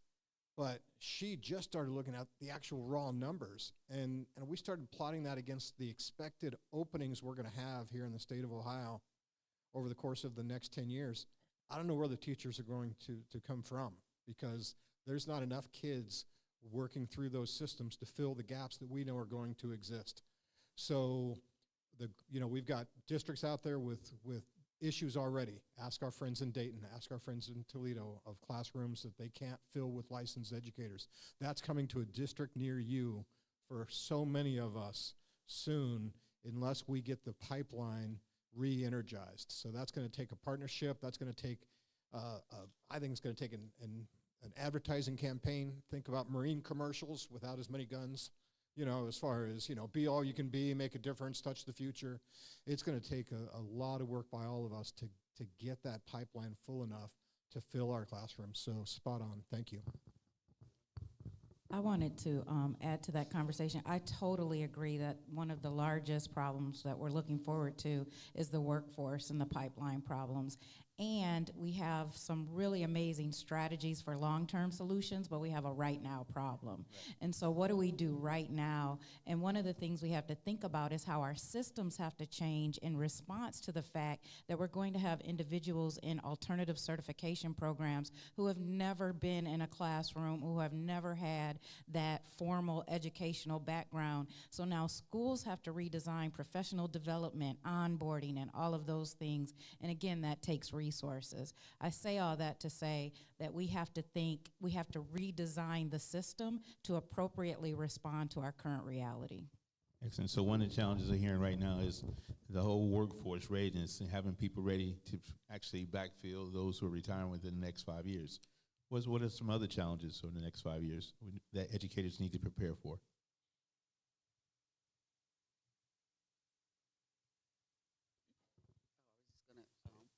Superintendent Kraft has been talking about his last talks, AI, and how that is impacting the workforce. So I would just defer to him. Excellent. While you turn the mic on, I want to share one thing, Mr. Kraft. You know, we had to come up with some questions for the panelists here. And I was talking to Pettigrew, we were talking, I said, how do you, these questions we come up with, they're really difficult questions. So you guys only heard 4. We're actually 16 questions. We parted it down. I said, how'd you do all this, Pettigrew? He said, look, Ty, he said, Chat GB at what? Chat what? Chat GPT. Yeah, Chat GTP. You need to start using that as a superintendent. You're wasting a whole lot of time. And if you're afraid of AI, AI is coming and jobs are being replaced and we could do things a whole lot faster using AI. So if that's news to you, then you need to go to a conference somewhere about it because it is coming. The students have been on it, and we're late to the party. Yeah, so again, the question came up, he spoke into his phone, they generated all these questions that we can now pick and choose from. So again, AI is here, so now I'll turn it back over to Paul. Yeah, nothing really to add to that, but it is here. 5 years from now, when our kids who are going into our educator professional preparation programs come out, artificial general intelligence is going to exist. We're going to have these mechanisms to do everything that we can do. There's wild possibilities with that. You know, Bloom's 2 sigma issue of if we could get a qualified instructor in front of every kid, we can raise their performance by 2 standard deviations. We're going to have that kind of ability if we know how to leverage those tools. There's still going to be all the socialization and all the other aspects of what we do, but our ability to move kids is going to get nothing but stronger if we embrace that. I saw a stat the other day that said that 80% of college kids admitted to using AI as part of the work that they do, and the sense was that meant there were 20% of the kids that didn't answer the question correctly, you know, because they were using it too. So, no, that thing, it is coming, and I think it's going to change our workforce. I think it's going to have a lot of positive changes. 20% chance that they'll wipe us all out, but about 80% chance that it's going to make a huge positive difference on what we do for kids, but we've got to be ahead of that game. So AI is coming. That's going to be a challenge, just like we took. Well, AI is here.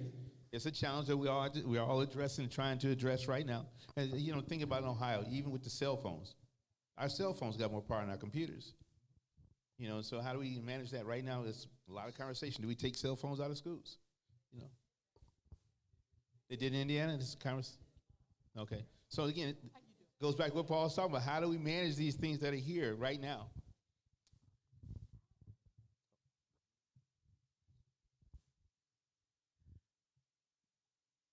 I didn't want to interrupt the flow of superintendents responding to your question, but based on the things that I've just heard, I couldn't sit here and not say 2 things. If we're concerned about the workforce, we need to understand that we must first restore the dignity of teaching. The dignity of teaching has been lost, and that makes it difficult to attract people to a profession that they don't think is honorable. And so having said that, and then having appreciated what you just said about AI, I am so confident that what's going to happen when this session ends is all of you superintendents are going to go to the NAABSE website and you are going to register your teachers for the National Teacher Institute that will convene in June at Lincoln University. One of the topics that teachers will be introduced to, if they don't know about it, is AI. Not to mention the fact that they're going to be treated better than they've been treated in a long time. NAABSE.org is the website. the National Teacher Institute at Lincoln University, June 23rd to the 26th. Get registered now. Thank you. Thank you, thank you, thank you. Great tie in there. When we talk about the workforce, after the pandemic, we could only get warm bodies. So we have all these people, non-educators, that are coming in to work with our students. So one of the things that I have done in my district is I joined forces with the university. I'm getting my teachers that are on emergency licensed. We are teaching it in the school district and making sure that when my people end this year, they will have some license and some education that they can support our children. Because I'm telling you, just having warm bodies is not the answer. And I don't know the answers. Like you said, how is it the workforce is not, we don't have enough people and kids are leaving. I don't know how we're gonna do it. I agree, we have to make this our topic of priority. Thank you, thank you. One more comment or challenge that we'll have to address in education in the next 5 years. Teacher shortage, AI, anything else? And mathematics. That's the third one right there. So we have another one over here, Dr. Stokes.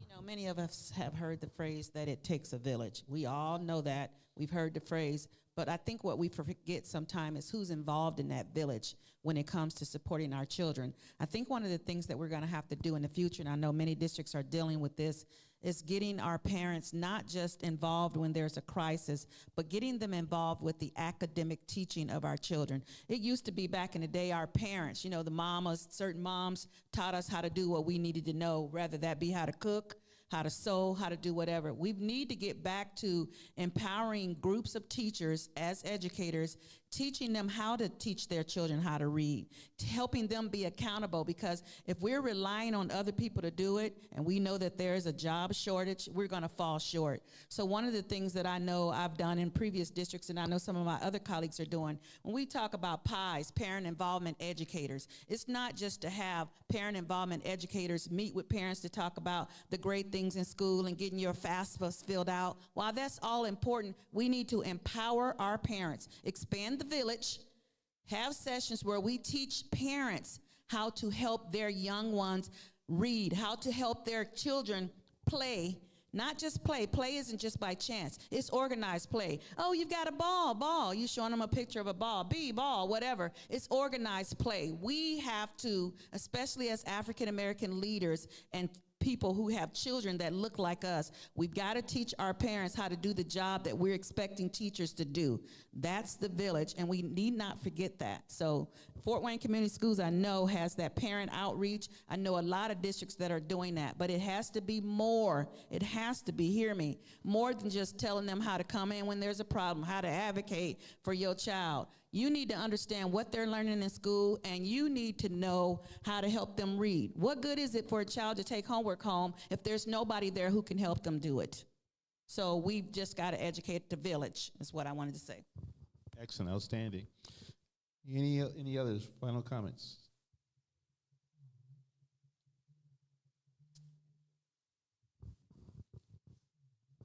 Hi, I just want to say in Toledo Public, we have started grooming our own, and that came from our superintendent, Dr. Romulus Durant. Nonetheless, we focus on 5th through 8th graders, and we are now having them, we're piquing their interest, but if they want to be educators, we have a trajectory for our youth. We are also embarking on opening an educators academy within our district. So it is starting with our own and grooming them accordingly. Growing your own program, growing your own educators from within your area. And just a little further than that, also it was our old university campus, and so we are working on recruiting our own as well outside, so for the immediate response. and then to give them some type of incentive by giving them a place to stay. Because a lot of our students who are coming out of college, they can't afford a place to stay. So as an incentive, trying to give them a place to stay so they can be welcomed to our district as well. And it's important for our affiliates to welcome them as well as a conjunction with the district. Thank you. It's now 7:10. I have been informed that the food is outside and there's also beverages outside. The band starts at 7:30, so at this time, you're more than welcome to leave here and go out there and enjoy yourself, get some food, and network. I think one of the biggest challenges I would say I see in education is educators have to network more. We have to share what practices are working. Problems. Somebody mentioned problems of practice earlier. What are the problems of practice? What are the things that are working within our districts? And then start to share those in sessions like this where people can then share. So again, everyone, thank you for your time. We have food outside. To Dr. Cosby, thank you for being a great lead here this afternoon. Yeah, we did a good job. Again, thanks all. Food and beverages are out in the hallway.